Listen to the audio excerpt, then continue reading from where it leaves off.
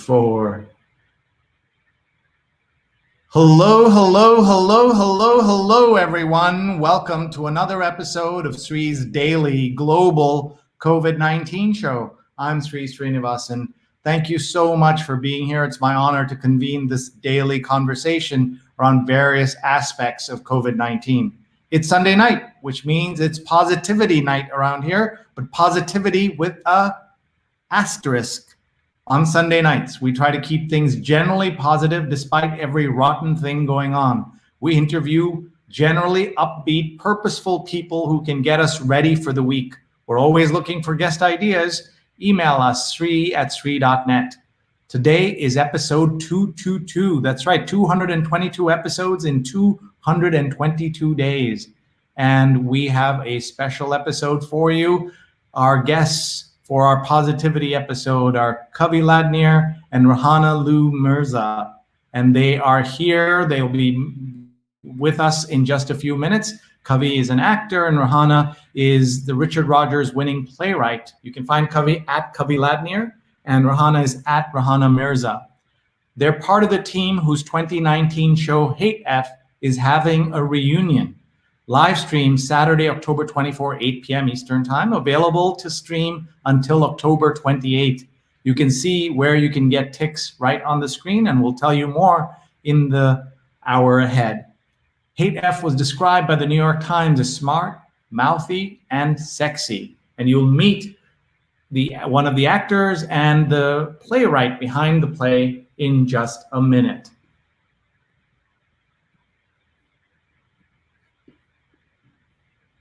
Hi, everyone. I'm Sree. Thank you so much for being here, and thank you for your support of this show. I'm the Marshall Loeb Visiting Professor of Digital Innovation at Stony Brook School of Journalism and the co-founder of Digimentors, a social, digital, and virtual events consulting company. Our motto, don't cancel your event without talking to us. We've done virtual events for 50 people and 100,000 people. We bet your event is somewhere between those two numbers. You can find my email address right here on the screen. Email us. Love to geek out about virtual events. If you haven't seen this show before, we are on the air now for 222 days. In our first 215 days, we had 1 million plus viewers, 156 million social impressions, 386 guests, 228 of them women, and we're upping that ratio today.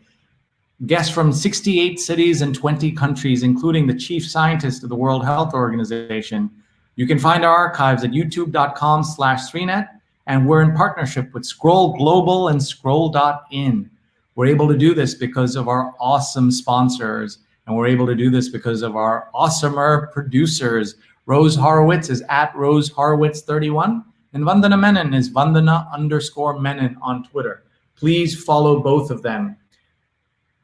We are live right now on Facebook, Twitter, YouTube, and LinkedIn. Please tag your friends right now. They can watch live or later, and they can share this. Please reshare, please tweet, please retweet, so that as many folks can listen to this great conversation that I'm about to have. Great, not because of me, but because of our wonderful guests. So let me reintroduce you to them as I bring them on stage. Kavi Ladnier is an actor, and Rehana Lew Mirza is a Richard Rodgers-winning playwright, and they're here to talk about Hatef, which the New York Times called in 2019 smart, mouthy, and sexy.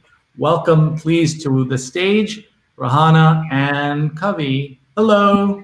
Hi. Hi, thank you so much for being here. My first question is always the same. How are you? Where are you? And how's your family handling the pandemic? Let's go with Rehana first. Yeah, I'm doing good, and I'm in Brooklyn, and I have 2 small children under the age of 5. So to say I'm doing good, maybe I've just lost it already. I don't know. But we're in a 2-bedroom apartment here in Brooklyn, and just it's weirdly nice just kind of be all over one another and like having the time to be home, because usually we travel a lot. So that's sort of the loveliness of the times despite all that's going on. And I'm glad to hear everyone's okay. What's one thing that you've learned as a parent during the pandemic? Oh, it's just basically You just have to roll with everything. They're just going to throw surprises at you. It doesn't matter if there's a pandemic going on or not. They're going to be licking those floors and rolling in heart attacks. You just have to be like, well, we're going to deal. All right, let's go to Kavi and hear from her how she is, where she is, and how she's been handling the pandemic. Well, I have a 17-year-old who is not licking floors. Thank goodness. I'm in Los Angeles. I'm doing well, staying healthy. Family is staying healthy, but all over the country. So, it's been, like everyone else, a long, long time since I've got to see them. And, but doing good. And I like Rehana said, I've learned to kind of roll with it, and, mine's a senior this year. So it's, bitter, a little bitter. And, it's that after all this, this time of going to school to not have, kind of that finality, but trying to find the silver linings and things, and staying healthy is obviously, and being healthy, we're very grateful for that. And tell us about LA. We've been worried about our California friends because of the fires on top of everything else. Right now, at least where I am, it's fine. A few weeks ago, when the fires were really rampant, they were close enough to where the skies were completely. I have pretty bad smoke allergies, and I mean, it was miserable. You could see it, you could smell it, and we had many days where there was not a blue sky in sight. It got pretty close to a lot of people, but it was, we haven't touched anything like we had fires a couple of years ago down here. Thank God, and hopefully it'll stay that way. Yeah, and this is, people remember in the 70s and 80s how bad LA was during the smog days, and so this is a little bit of a flashback to that. Absolutely. I mean, I wasn't here then, but I mean, I heard of it, and we're used to blue skies, and it was, you saw it before, you smelled it before you could see it, and it was pretty, and it was bad. And so on top of the masks that we have to wear, they weren't even the right masks, those masks don't protect us from the smoke. So it was pretty bad. Yeah, well, we're glad you folks are okay. So we're here for Sunday Positivity Night, where we try to be positive and learn from folks in different industries, and nothing more positive than talking to people in the creative arts. And both of you have had wonderful careers already and so much going on. We are talking tonight in part because there's a special show that is having a reunion that you are both involved with. And so we want to hear all about that. And the links to the show and the tickets are on the screen right now, so people can see bit.ly/HateF2020. So you can go there and take a look. So who'd like to tell me about the show and a little bit of background? And it's a very successful introduction in 2019. Yeah, thank you. Well, I'll start since I spent a few years writing it. It feels like a million years ago that 2019 production happened, but it was only last year, I think. But it was a successful run, and Kavi and Sendel Ramamurthy were both starring in the play. I was lucky to have them both in it. And it's, as you can tell from the title, it's a tongue-in-cheek romantic comedy that deals with identity issues and explores South Asian culture and expectations in the U.S. And so hopefully I explore that in a very fun, tongue-in-cheek way. And let's just point out that Sendel is the other character, and actor is the other actor. He's in the show with Kavi, and he's busy doing some political work tonight. Otherwise, he would have joined us. Yeah, there's a little election happening in a few weeks. I heard about that. He's been hard at work trying to get folks to vote and do all the things necessary to keep our society running and happy and smooth. Yes. And so let's hear a little bit about the roles both Kavi and Sendel play in this, and a little bit more about the story itself. just beneath the couple's pheromone spiked banter lurks a feeling discussion about representation and identity. And the New York Times called it smart, mouthy, and sexy. So tell us about this, Kavi. Yeah, no, it's wonderful. Layla's a professor, and Imran is a novelist, and he writes about in her mind, very stereotypical characters, and she's an academic, and it rubs her the wrong way. And everything about him rubs her the wrong way, except the fact that they're terribly attracted to each other. And so it explores finding, I think they're both sincere in their search for their own identities. They have their own ways of seeing the world, and I think it's a lot about how it's a really good story in terms of relationship. Whoever's in a relationship will understand this. This is not particular to someone who is South Asian or or Muslim or any. It's particular to relationship, and these two have very strong opinions and ideas, and kind of trying to find their way. They clash, they come together. It's very realistic in that way, and we had so much fun doing it, and it's really a gift to be able to do it again and share it with everyone who didn't get to see it. And that's why we're, of course, talking about it during the pandemic, because you folks have brought this back. And I'm just fascinated by how you decided to do this, what technology you're using, when can people see it. So this is live on Saturday, the 24th, but you can buy a ticket now and watch it over 4 days starting on Saturday, right? The live or the recording, is that correct? Yes.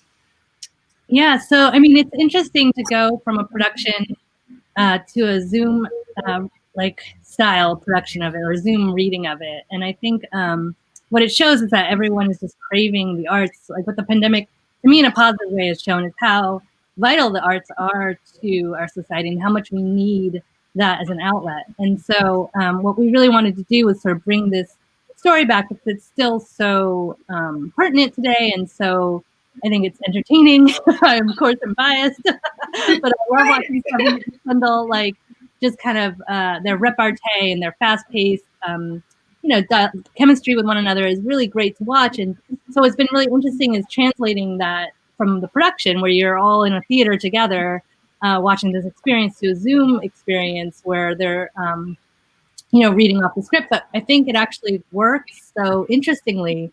So the magic of theater translates to the magic of Zoom through various little like screen choreography and things like that. And so I think it'll be still a different experience, obviously, but still something that is worthwhile to check out for sure. And interestingly, I mean, we're actually doing it on StreamYard as well as this. So it's not Zoom, but we are doing it on StreamYard, and which I find I've done a few things during the pandemic in StreamYard, and just found that with Zoom, you have kind of like the overlap is difficult. We need to be able to, that repartee between each other is super fast. The dialogue goes really quick. And so it was a really good platform to be able to play with that and not worry about cutting out. So that's been really good. And so how it started, well, our director, Adrienne Campbell-Holt, she's an award-winning director in New York City. She's fantastic. She directed our show last year. She's the founding creative director. Look, she's watching right now. Look. Oh, yay. Hi, Adrienne. She is the creative founding director of Colt Core, which is an off-Broadway theater company based in Brooklyn. And for their fall season, they chose 4 shows from the last 10 years. And, thankfully ours was one of them. And it's wonderful. I mean, it's very rare that when you do a show that you get to do it again in any capacity. It's incredible. That's great.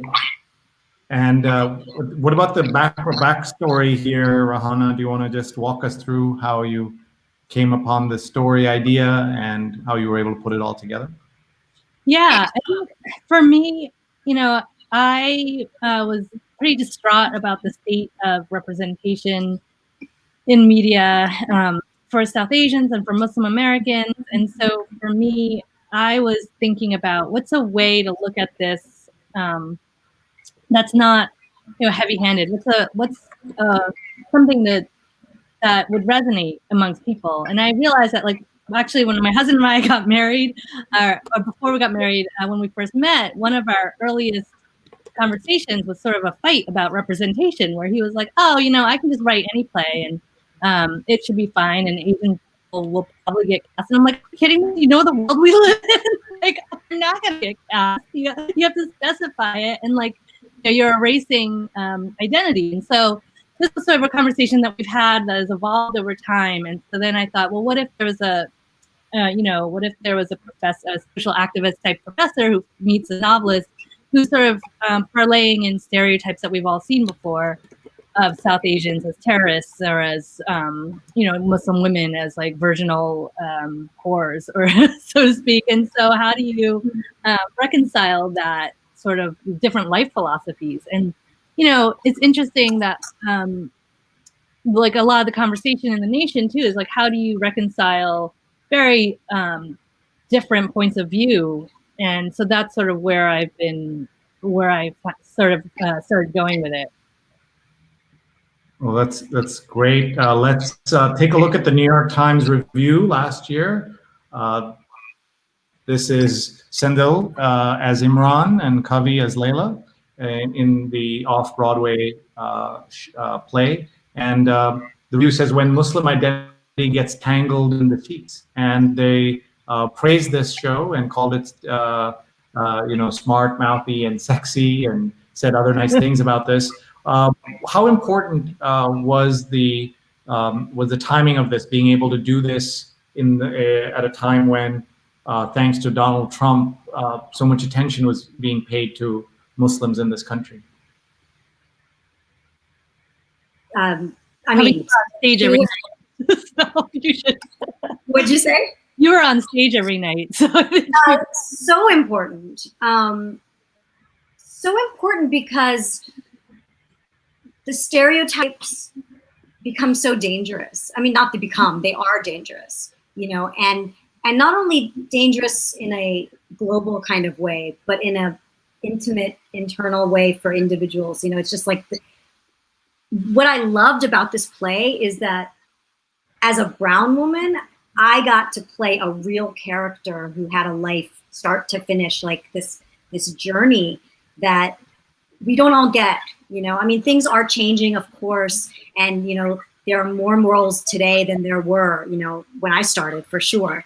But we still have a long way to go. And to be able to star off Broadway in a 2-person play with 2 brown people, written by a brown woman, I mean, it's mind-blowing. And the reception from everyone, was extraordinary, but in particular from other South Asians who just felt pride and just, it was, it's a strange and unique feeling to see yourself represented, or to see, I remember in particular one young Muslim American girl who came to one of the Q&A. I think it was the Q&A when Lawrence O'Donnell had come and led the Q&A for us.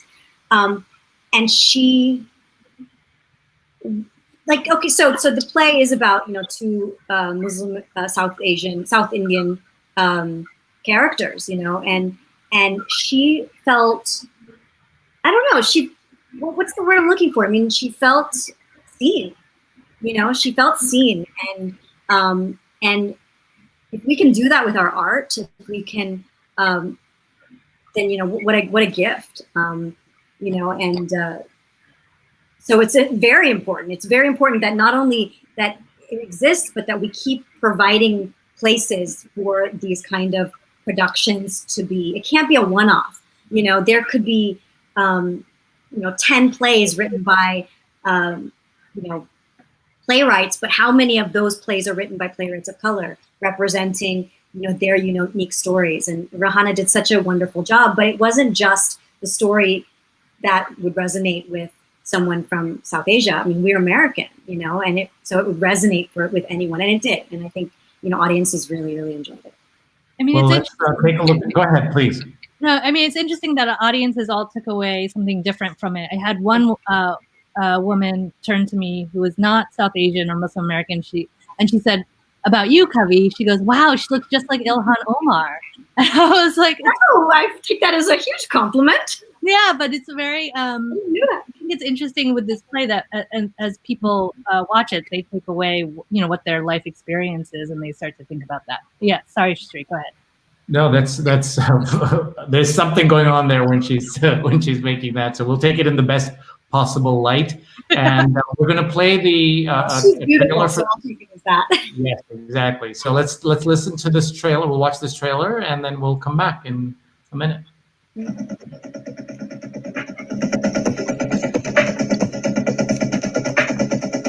you say your name was again? I didn't. But it's Layla.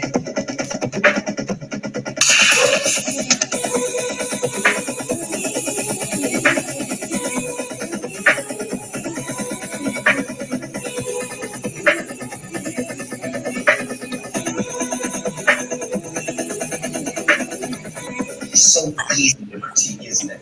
Like, you're so good. You laugh and joke about modern Islam and sex and love, but you go home and I bet you are a completely different person. It's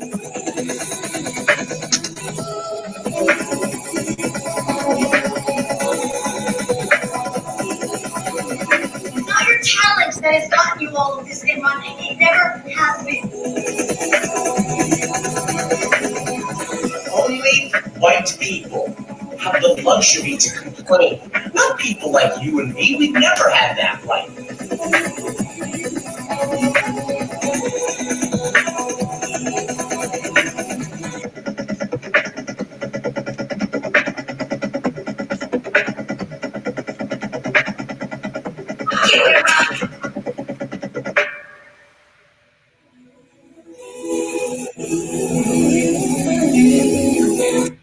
All right, so this was the trailer for last time. So let's just remind everybody what's happening this week so that there's no confusion. So what's going to happen on Saturday? There's going to be a Zoom reading reunion. Sorry. On StreamYard. Oh, StreamYard. Oh my God, I keep saying Zoom because I'm just saying. I'm like, get on Zoom. I'm like a robot. Sorry. Anyway, there's going to be a reunion reading of HF with Kavi Ladnier and Sendil Ramamurthy. I'm really excited to see the two of them together once more, reprise their roles as Imran and Layla. And people can get their tickets now. Here's a link on the screen right now. They can get there. Otherwise, they can follow both of you on Twitter. Your Twitter handles are also on screen right now. And they can, then it's live streamed on Saturday, but you can buy your ticket and watch it over 4 days. Is that correct? Absolutely, yes. Yes. As we know, something can happen at any moment at the time. So if at 8 o'clock on Saturday, you're like, oh, I can't watch the live performance, I'm going to have to check it out tomorrow. You have 4 days from the time of the streaming to watch it. Hey, that's more generous than like pay-per-view. You have 24 hours. So that's good. Let's see how the comments are coming in. Folks, tell us how you're doing. How's your Sunday night? What's going on? Jonathan, who's wearing his Halloween ready face, he's says hello from the East Village. He's watched 222 episodes in 222 days of the show. So he's our number one super fan, and we're super grateful to him. And of course, Adrian, your director, give her a shout out. What is she like? What has she worked on? What more should we know about Adrian?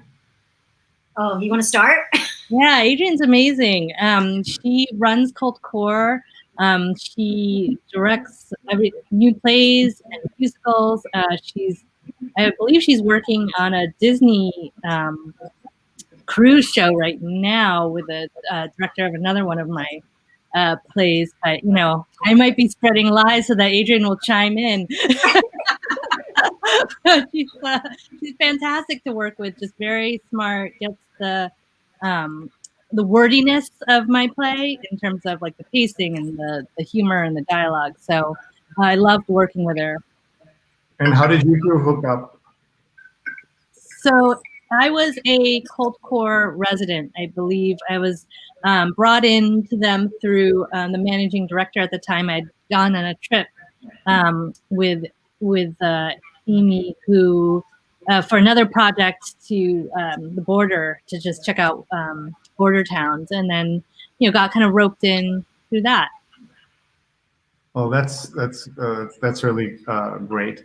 Brian saying hello on LinkedIn. We have people on all the platforms tonight. And Vandana has put in a place for people to get the tickets. Pradnya is watching from Silver Spring, Maryland. And YAB says, amazing start to the morning in India. That's right, it's early morning in India. And Marvin says it's cool. And Adrian says, thank you so much, Sree. Love your lipstick, Kavi. Okay, wait, we got it. Thanks, it's lip bar. Boss lady lip bar. and Jonathan says that's not Halloween, it's the Day of the Dead, actually. And Adrian says, shh. Oops. So, there's the last one of these I'm doing. Exactly, you're not going to be allowed back on these platforms by her anyway. So, and then Adrian's amazing. She's so she's wonderful, and she's a Louise Lortel award-winning director. I mean, she's hot stuff in New York and around the country. I mean, we're very, very blessed that we got to work with her. And of course, you're doing all this in the pandemic, all virtually, right? So even the direction, and so talk about that. How is the prep work for it? Well, we got the newest script, and with a little bit of changes, but I would say 98% is exactly. I won't stop, Adrian. We love you. When I got it, I read it out loud, and I can hear his voice, because it was just the two of us doing this, for so long. So it was just really exciting to kind of get back into it. And so when we had our rehearsal, it's very unique. Obviously, we can't touch each other. We're not in the same space. But because it's just the two of us, because we know each other, because we know the piece, we're able to connect, Senthil's like a brother to me, but when we are on stage, we have like incredible chemistry. And I think, that it comes through even through the, this way of doing it, and this is like going to be my. I was going to ask Rehana the question. Yeah, it was definitely different, the live experience of hearing her, being in a room. I'm usually like very active and vocal, just making changes and be like, oh, can you try it this way? Oh, actually, like that line is not quite right. With Zoom, there's, sorry, you gotta screen that up. With StreamYard, it's a little bit different because, you don't want to interrupt. It's a little bit less friendly that way. There's intention in terms of like an outsider breaking the process is not as readily available. There's just a certain energy that you can bring in, and that it's a little bit more like, oh, do I jump in now? And so usually, just in terms of changes, I went back and rewrote after the first rehearsal. And then in terms of like even the sheet choreography, like with the live show, they spend a lot of time like tugging and tossing, and now there's like 2 sheets in 2 different rooms, and they're like, does this match on the screen? Oh, if I go left, that's showing me going right. So then it's like figuring all of that out, which is definitely different than in like a room where you're like, if you go left, you go left. That's how it looks. So yeah, it's confusing. Different experience. And so that's one of the things that struck me, that the play is obviously very, you're in close quarters, you're touching, it's about a physical relationship, and with mental games and mental discussions and all of that going on. But what about that physicality that we saw in the trailer? It was all about the physicality that we saw. How do you make that work online? It seems much harder. It is. I mean, it's very hard. I mean, especially since that's such a big component to the play. However, it's up to us individually to embody it. I just don't have him right there next to me, but I can see him and I have the script and the good thing about this is that we're not getting the script for the first time and trying to find this connection.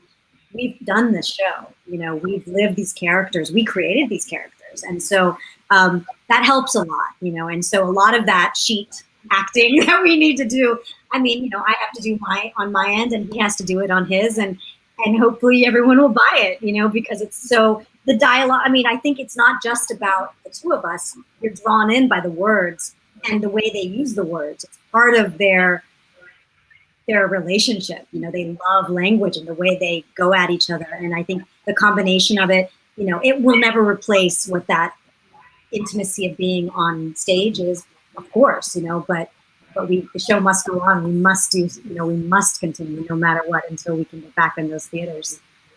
Look at this, Adrian is answering my question. Like, you'll have to watch, you'll have to see how they do it, which is great. Look at this, Sunita is watching from Manila. Oh, wow. Great to have you. And Sunita is an amazing arts person who really did such pioneering work at the Asia Society and at Stony Brook University, where I teach. Sunita. Yeah. And Sunita says, in all caps, "You're such a delight, Rehana. What you're doing is difficult, but you are prevailing." So that is great. And Aparna is also saying hi. Aparna is from LA. And great to have everybody. Tell us where you're watching from and ask these folks anything you like. We are together for another 15, 20 minutes, so there's a good chance for you to talk to them.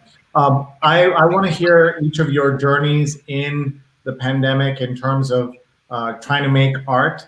I know that at least at the very beginning of this coincided with Kavi's work with her daughter, who is in a big Disney junior Disney show called, well, you'll tell us all about it. And but I want to hear about your own work and how you were able to get through this as an actor and then Rehana as a playwright. So over to you, Kavi.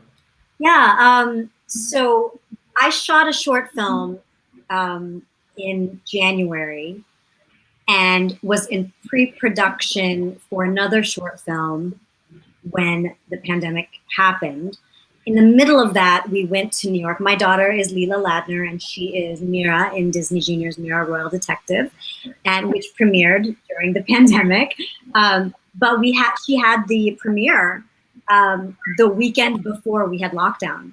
I think about this constantly. If Disney had delayed it even 1 week, she would not have had, after 2 years of work on this, the excitement of having that red carpet and all of that stuff. So she was able to get that. We were in New York for screenings, then we had the red carpet, and then the next weekend was the lockdown. So the film got put out, everything. Well, I don't need to say that. Everyone knows everything got on hold. But I've done a lot during these last 8 months. I have kept very, very busy. I'm a part of the Hatef Theater Playwrights Lab in Los Angeles. And so for the first couple of months, I was doing reading plays, acting via Zoom every week. And then I was hired to do a play for Skylight Theater, and I was doing a play for Rogue Machine Theater. And then that film that we were going to do, it was just me and my daughter actually starred in it. And Arthi Mann wrote it and directed it. And we had a very bare bones very COVID safe set in someone's house who hadn't been there for a couple of weeks. And we shot a short film that's in post right now. The film that I shot back in January ended up getting into the Dances with Films Festival. Kiana Brizendine, who was a high school junior, made that film, and it's on my website. It's fantastic. So then I just actually did a show for Hatef for their fall season, and it's a radio play, part of the Zip Code Plays. It's a different play from every area of Los Angeles, and that'll drop November 12th. And right as I was about to do that, Adrian reached out to me and said, "Hey, do you think you might want?" I was like, yes, which was pretty much almost the same thing that Rehana had said to me last year. She called me and was like, "So I don't know, would you kind of want to come to New York and do a show? Maybe, but it would mean you'd have to be there for 2 months." I was like, "What are you talking about?" and a full circle to be doing this right now. As things are starting to pick up in Los Angeles, I'm very grateful. I've been getting lots of auditions and things like that. But it's a different world. This is essentially what you see right now is my setup. It's like we're doing our self-tapes at home, and then when you book something, you go on set, and it's all with the COVID safety guidelines and everything. So I'm very, it's been with all of the social issues, with all of the election stuff and everything. It's been, every single day thinking about all these things and dealing with it. I'm really proud of myself for making sure that I kept acting, that I kept doing something, not knowing what was going to happen later. So I feel, I feel like I've been in it. I've been doing it and continuing to make, and it's possible. And I shout out to all these theater companies that are doing this, that are putting the work out there for people to see. This is an opportunity for people all over the country, and I guess in many parts of the world, to be able to see plays and see actors perform that they may never get to see live. And we're just so happy that we get to share this play, and that so many of our family and friends and people all over the country are going to get to enjoy and witness this wonderful play. That's cool. I'm looking at your website, kaviladnier.com. This is very sophisticated. You've got your action reel and your comedy reel. Let's click on one of them. You get to pick what you want us to see. Oh my gosh, really? How about my main reel, I guess? Okay, all right. Well, yeah, whichever. Sure. Oh my God, that's so weird. All right, we won't play the whole thing, but we'll play plenty. Okay, here we go. I'm dreaming. Are you actually getting rid of clothes? I'm taking some stuff I don't wear anymore down to the thrift store to sell. Good for you, Ish. And good for Nani. Oh, she'll need space for her clothes. I'm lost. Don't you pay attention. What are we talking about? Your grandmother arrives today.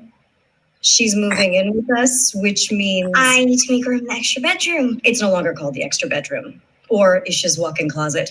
It's now called Nani's room. I love Nani, but where am I going to store my seasonal change-outs? You can figure it out. Hi, you must be Kamal's sister? Because don't tell Okay, me. look. Kamal is grounded from his computer. He's not allowed on a computer. I've dismantled his computer until 2020 AD, okay? Have you considered the fact that Kamal is no ordinary child? You think it's my fault how he is? You think Jeffrey Dahmer's mother said, Jeffrey, why don't you stop eating that cookie and eat a person? You get what you get.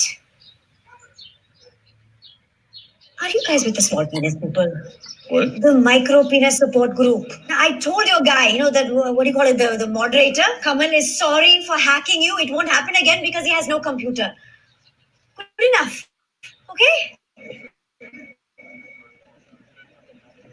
He's going to chop off his head. Mrs. Simmons, please have a seat. Can you tell me why you think this? Anthony didn't come home last night. He's never not come home in the 10 years that we've been married. Okay, when did you last speak with him? Yesterday afternoon, he said that he had a client dinner and that he'd be home late, but he never came home. You told the police that your husband used rideshare services? Yes, all the time. It's the only way that he gets around the city. He lost his license after a DUI. Mira, I have made a remarkable discovery. There's a power. Promise to me, Mohinder. No, Mira, this is important. Using my father's equations, I built a device. Will you listen to yourself? Possessed again by these voices in your head. You don't understand. By following this compass, I can become the most... Stop! I'm begging you, Mohinder. Please think very carefully about what you have. What you have to lose. I love you. But if you disappear again, I will not wait for you to return.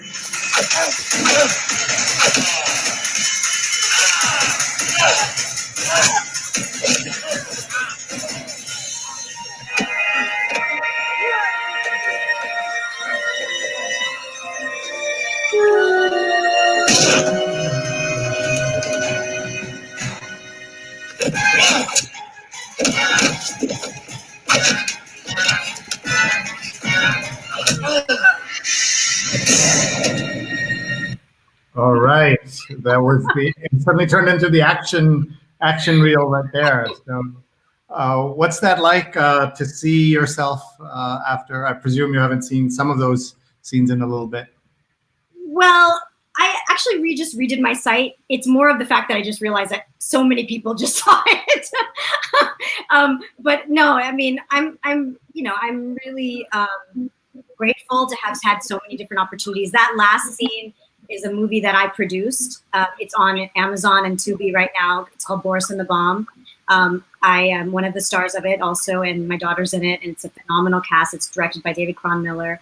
And that Heroes is, I was in the first and the fourth season of Heroes, and Sendel, of course, was one of the stars. That's when we met, and back in 2006 and 2009, and then 10 years later to get to do this play with him.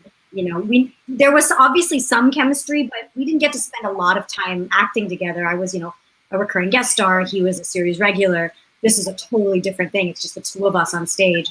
But, I think that when we both got in the room and did the first table read, everyone was like, okay, yeah, this is it's a good fit.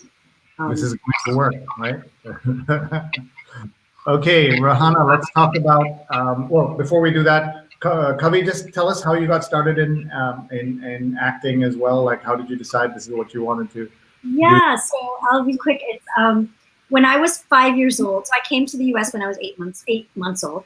And when I was 5 years old, I was watching The Jungle Book with my mom in my elementary school. And I liked the movie, and it was really cute and everything. But at the very end of The Jungle Book, the little girl comes out with a pot on her head, and she's singing a song. And other than Malayalam movies, like, I had never seen someone who looked like me. And I looked at my mom and I said, I want to do that.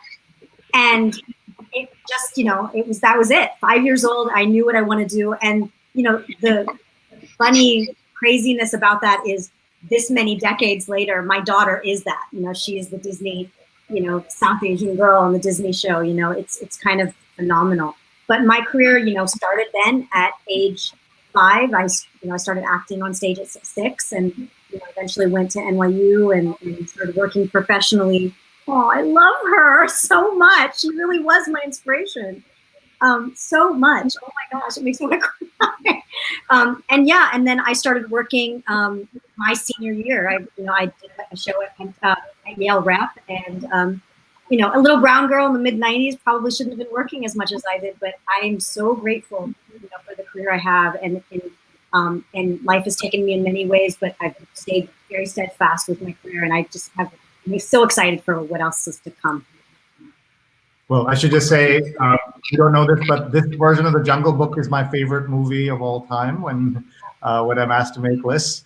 And I will also say that it's, I've known you for only 20 years, but I've never heard this story.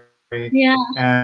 And I think that's fabulous that not only have you gotten to do all these wonderful roles, but your daughter is now in the lead role in a Disney show in the US. That's like amazing. That's like, you can't make this stuff up. And so no, you can't.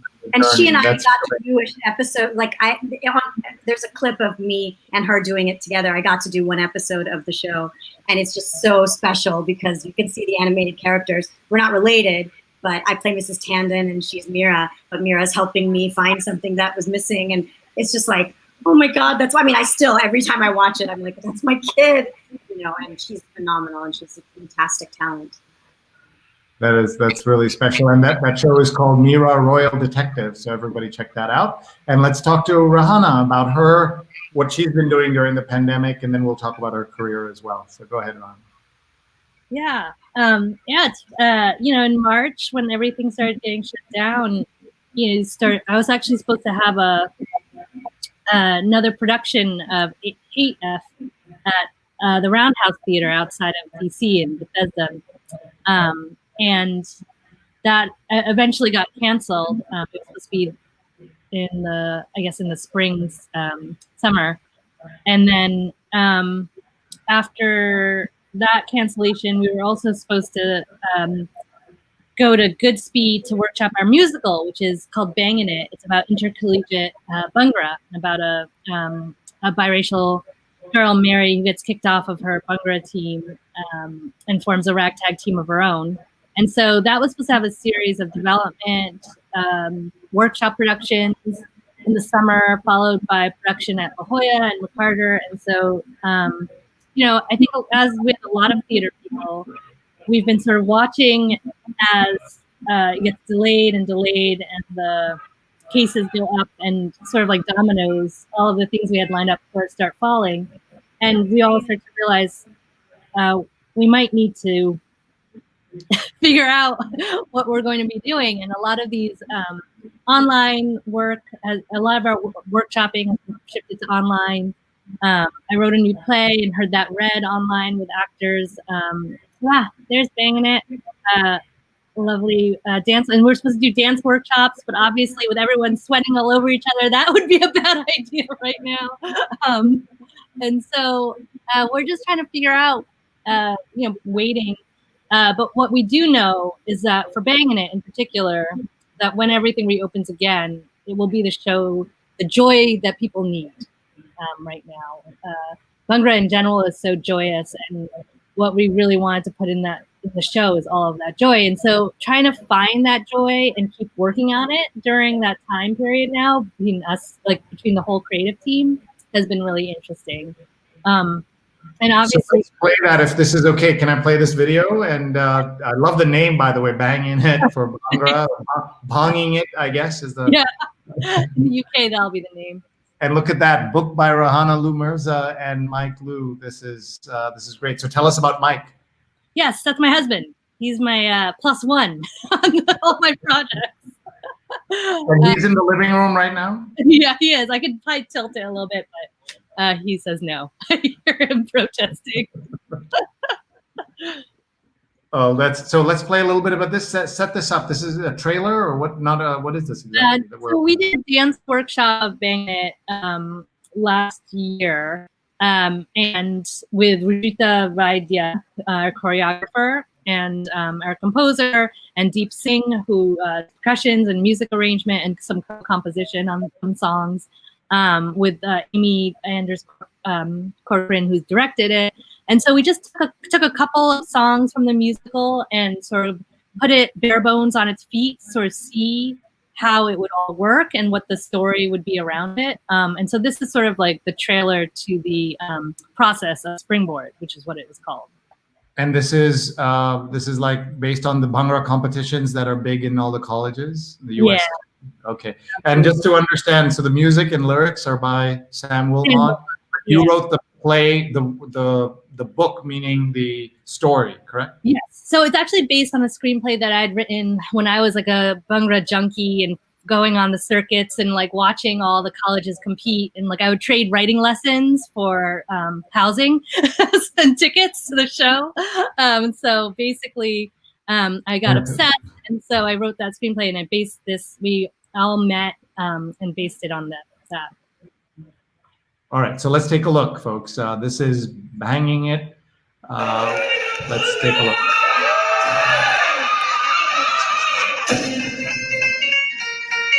Yeah, for us, Banging It is really important because we're trying to create a really fun groundwork of a dance competition musical, and underneath that, trace in a really important story of biraciality and cultural identity, and really portray a group that's one of the fastest growing groups in the US, but doesn't necessarily have that authentic experience portrayed on the stage.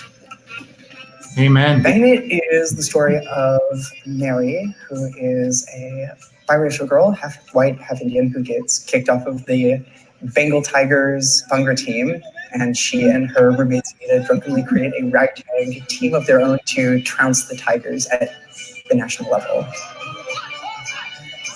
This project was really interesting to me because it brought me back to my childhood and sort of living out the story that Mike and Rehana are telling. It's what a lot of South Asian kids go through in college, so it's extremely relatable. And to know that I could be instrumental in bringing that story to life was super attractive. What attracted me to this project is Mary's story, fundamentally. The idea of someone feeling that they don't fit in somewhere, somehow. They know there's something else. They know they're connected to their past, but they don't know how that all connects. And I feel that the universality of this piece is that everybody goes through that in their early 20s. The whole genesis of this project was from dance and from our mutual love of Bhangra. Rehana had written a version of the script that didn't have any music in it, and we met our composer, Sam Wilmot, and he's just so steeped in musical theater, and he was like, this is inherently a musical project, let's do this. I think part of the reason that we don't see a lot of dance musicals now is we've become a little cynical as an audience about what we will allow dance to tell us. And when we identify dance in musicals only with cowboys and sailors and old-timey people and sort of a really, small subset of what it means to be part of human expression, how are we talking about contemporary people? How are we allowing for the fact that dance is a human thing? It's an every person thing. It's inside of everyone. It's a way that people communicate when they can't communicate in any other possible way. Wow, that's amazing. So tell us where we are with this now in terms of the project. It's on hold. You're looking for financing. What's the story?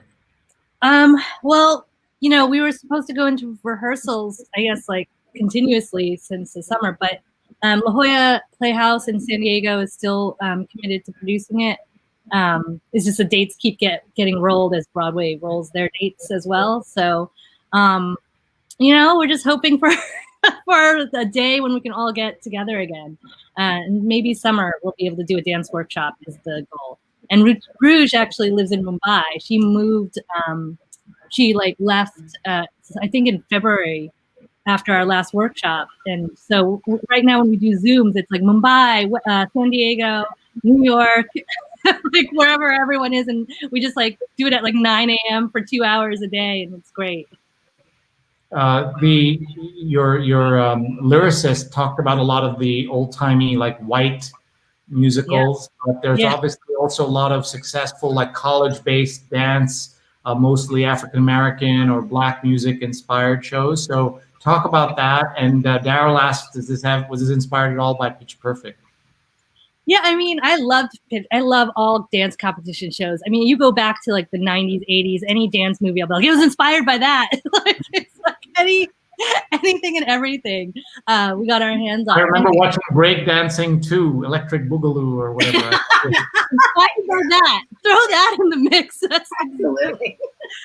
No, literally everything. And what's great about our composer lyricist, Sam, he's a walking knowledge of the canon, of the white musical theater canon. And so, what we're doing is we're smashing our sensibilities together and trying to figure out how do we remake that canon, use all the traditional things that we've all seen before, but make it in a way that's very modern. And so deals with a lot of the reckoning that, we have to deal with about identity and about even college kids are wrestling with, who you are and where you fit and what does it mean? What does your culture mean when you're in the U.S.? And what does it mean when South Asia itself is is usually seen as homogenous, but it's so different, in terms of regions and cultures and traditions. And so, how do you even navigate that, in the modern day world? Sunita, who's watching from Manila, says, looking forward to seeing all your work, Kavi and Rehana. Fierce. Thank you.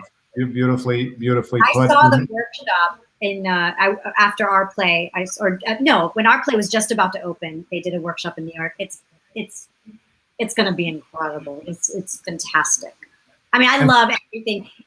Rehana, I've known Rehana almost as long as I've known you, Sree. We've known each other since we were babies, pretty much. In terms of babies, in terms of artistically, and so it feels very awesome to have come on this journey and to do something so profound. I know we probably don't have much time, but I want to shout out Sendel because he's fantastic in this. He was fantastic in the play. It was a dream come true for me. A dream I didn't know I had. To be able to work on stage with someone that you just feel like you just trust, especially a play like this that requires such intimacy. We had an intimacy director, and she was she brought so much to us, so much. Every production should have intimacy director, from then on. I was, and then of course with everything happening with the Me Too movement and all that stuff, it's very, very important. But because of her, because of Rehana, because of Adrian, it gave Sendel and I such a freedom to find that intimacy. And he's so talented, and obviously, you know, everyone knows him from Heroes, and now, you know, from The Flash and from Never Have I Ever, you know, and people who are fans of Sendhil Ramamurthy should check this out, because he's you know, he's a star, and he like just does a fantastic job. He's you know, working together on this was just awesome.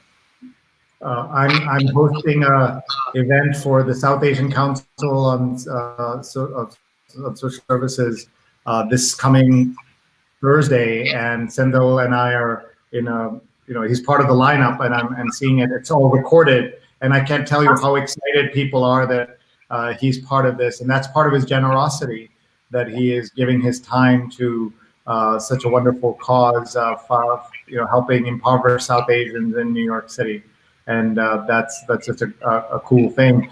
We only have a few minutes left. I want to remind everybody how they can see this. You can see the ticks for the play on bit.ly/HateF2020, or go to Rehana's Twitter handle or to Kavi's Twitter handle, and you will find information there about it. And it's a live reading on the internet that you can buy a ticket for. And I'll just ask in a second why it's $5 to $250 and what you get for those different settings in just a second. And then you have 4 days to watch it. So it's live on one day, so you can watch it on Saturday night, 8 p.m. Eastern, or you can watch it over the next 4 days is the way this is set up. And what are the different ticket prices? So it's a fundraiser. Essentially, this is a fundraiser for Colt Core's playwrights and education program. It's and so this is going to fund. This money is going to go towards funding that, which is why, you know, there's so many different levels. And if someone wants to, you know, donate $250, they would be making, you know, a massive impact. But, you know, tickets range between $5 and $250, and there's a range of them, and all of that will go towards these programs. Well, of course, and if you pay $250, you get a poster from the original production. Oh, you do. For $250, you do get an original poster. Yes. That's I was going to joke that for $5, you can get the column in front of you, the obstructed view, like a real theater. We'll just put one up. That's right. You just have like this throughout. Yeah. Lock the camera. And that'll teach you pay $5. But seriously, whatever ticket you can afford, please buy a ticket and support these wonderful artists and creatives. This is a fundraiser for this very important theater group as well. And the fact that Sendhil and Rehana and Kavi have come together is really, really special here. We only have a few minutes left. We have, I have a couple of questions. If anyone else wants to ask something, they can as well. One thing that I wanted to hear about is from Rehana. Uh-oh, froze. Award. Yeah, can you talk about that, the Richard Rodgers Award? Yes. So for Banging It, it won the Richard Rodgers Award, which is an award for new musicals, a promising new musical. So Banging It's on that list. And then actually Mike and I won the Cleveland Award last year for most promising librettist, which means like person who writes the dialogue in the book, stuff like that. So yeah, that's in a musical. So we're feeling, you know, despite everything that's going on in the world, we're feeling really grateful and lucky to be sort of embraced and supported by the musical theater community as well as the theater community on a whole. And can I ask you, what do you think the success of Hamilton has meant to people of color who are trying to do theater and things like that? It's huge because honestly, the acting pool has just increased in terms of, you know, when you don't see yourself in a field, you don't bother to go get training or to try out. You know, there's like no roles for you really. And then with Hamilton, it's huge in terms of now there's a chance to get paid to actually have an entry point. And actually, the Ari Afsar, who plays Mary in Bangin' It, she was on the her first credits was in the Chicago Hamilton, and so that's how we found her. And so it just makes everything so much more inclusive. It makes it possible. Okay. Any final thoughts for us, Rehana? Just that despite the world going on, we need creative people, we need stories, and we need joy. So try to store that up like a little kernel and spread it. And I got to ask you, what's it like to work with your husband? Some couples don't survive that. I know. I was reading about how COVID was going to be really hard for people. I'm like, try writing together. It's kind of no problem. Try having him read your thing and be like, this is not that good. The laptop gets thrown. So, it's exciting. It's good. It's actually great to have someone who will always read your first really bad draft and still love you and know that you can write well. So I know. That's so sweet. That is sweet. Kavi, some final thoughts from you, and how do you stay so positive? I've known you for many years. You're always kind of upbeat, at least to us. So tell us, how do you do it? Well, look, I mean, this has been a roller coaster for all of us. I'm not upbeat all the time, but I always strive to find something to refocus myself. And I think that's part of it. It's like we have to be willing to be honest with ourselves, with how we're feeling, willing to reach out for support when we need it. And then for me, it's about not giving up. I mean, like I said earlier, I've wanted to be an actor since I was 5 years old. I won't say how old I am, but I'm a lot older than that now. And I have no intention of giving up, and I feel like my dreams have finally met the part of there was no one like me on television, when I was 5 years old, except for the little girl in the Jungle Book.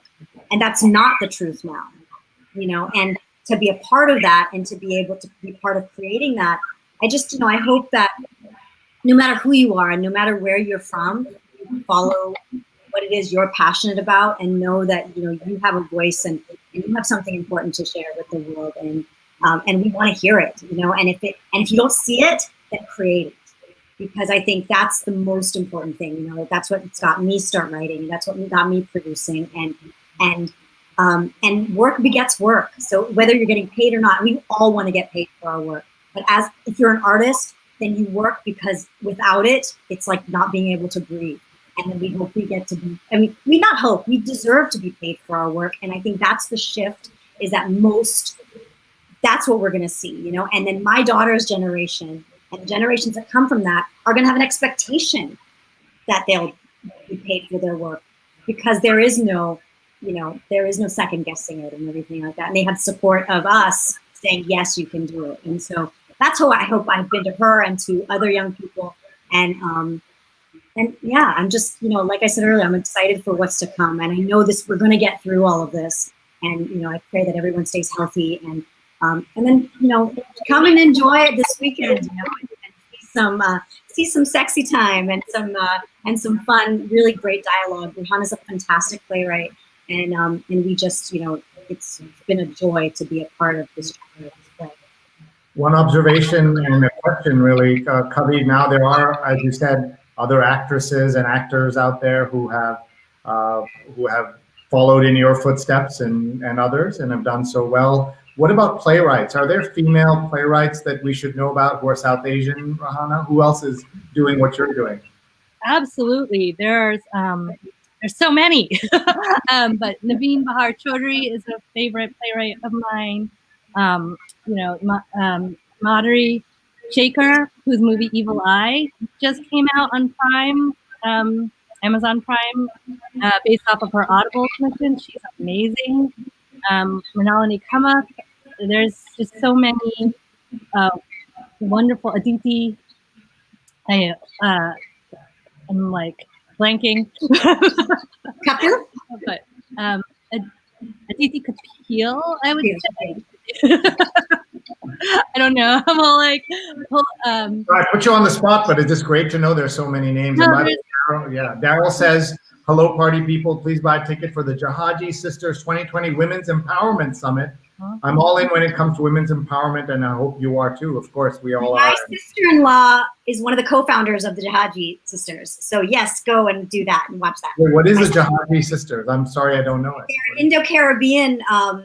Indo-Caribbean focused group, and she was one of the co-founders of that. So I am all for that, absolutely. And another female South Asian playwright is Naina Agarwal, who wrote the play that I just did the radio play for at Antaeus Theater.